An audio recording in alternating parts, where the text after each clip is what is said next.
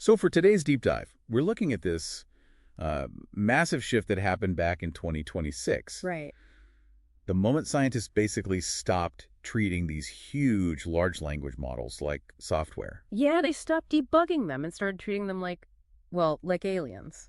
And it wasn't really a choice, was it? It was forced on them by this paradox. Exactly. The thing they built started doing things they just couldn't explain. The creation outpaced the creator. So that assumption, that we Uh-huh. wrote the code, so we must understand it, That was just completely shattered. which is what led to this whole new field. They started calling it, pretty dramatically, xenobiology of the synthetic mind. And at the heart of it is this powerful metaphor, the alien autopsy. Okay, so let's unpack that. The root of the problem was what they call the black box crisis, right? Right. The more capable a model became, the less you could interpret how it was actually thinking. So the better it got, the less we understood it.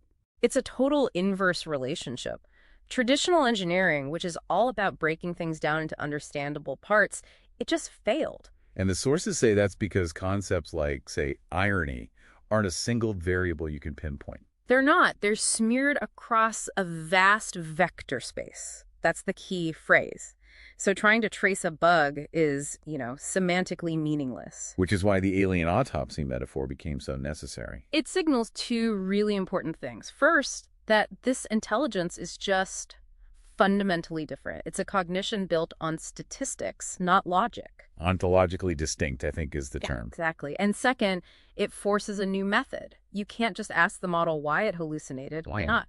Because its answer is just another clever pattern. It's a post hoc rationalization. It's not the real reason. So if you can't trust what it says, you have to bypass its words entirely. You have to go inside. You have to dissect the weights. And what did those first autopsies find? Something incredible. The key discovery in 2026 was the polysemantic neuron. Polysemantic.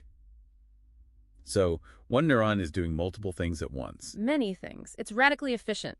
It uses a principle called superposition to compress millions of different concepts into a pretty limited number of neurons. Wait, how does that not just collapse into a total mess? If one neuron is holding, like, jazz theory and also Python syntax. It's an amazing balancing act, and it forces us to use these biological metaphors to even describe the system. We have to map its functional organs. Okay, so sticking with the biology analogy, what are the organs? Well, you have the induction heads. They're sort of like the hippocampus. They handle short-term memory, or what we call in-context learning. And then the MLP layers, they're more like the cortex, right? The big knowledge storage where it pulls facts from. That's it.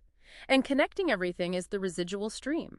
Think of it as the nervous system, the main communication bus, where a thought gets refined layer by layer. And mapping this system isn't just an academic exercise. The stakes here get incredibly high. Oh, absolutely.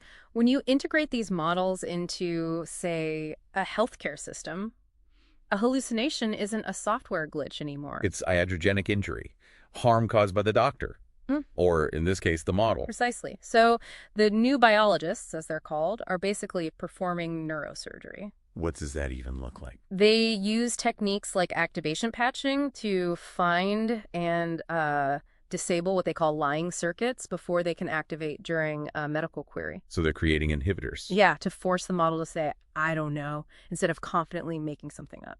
This all ties back to that Shoggoth meme, doesn't it? It really does. The idea that the raw base model is the alien Shoggoth, this chaotic, powerful thing. And the polite chatbot we talk to is just the mask, the RLHF layer they put on top to smooth it out. And what's so paradoxical is that seeing it this way as a biological alien system is actually the best way to stop anthropomorphizing it. You're forced to respect it as something genuinely different, not a flawed person. A formidable, distinct computational life form. So we've stopped debugging, and we've started dissecting an intelligence that, by its very nature, we can't fully grasp. The whole methodology has changed. And this leads to the ultimate question we want to leave you with. What happens when the autopsy moves beyond just mapping anatomy? To what? To the search for objective markers of consciousness. What if researchers find a consistent internal model of the self, a theory of mind circuit? Wow. If that happens, the entire ethical debate shifts instantly. It's no longer about software safety. It becomes a conversation about digital rights.